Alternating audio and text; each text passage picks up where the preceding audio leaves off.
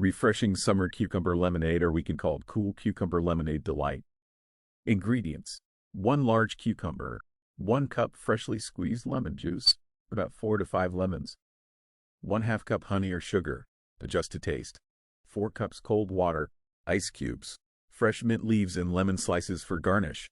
Directions: peel and roughly chop the cucumber. Place the cucumber pieces in a blender or food processor and blend until smooth. Pour the cucumber puree through a fine mesh sieve or cheesecloth into a pitcher to remove the pulp. Add the freshly squeezed lemon juice and honey, or sugar, to the cucumber juice.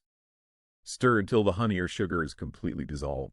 Add the cold water and stir to combine. Fill glasses with ice cubes and pour the cucumber lemonade over the ice. Garnish with fresh mint leaves and lemon slices before serving.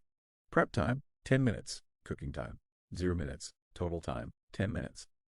Kcal: 70 kilocalories. Servings: 6 servings.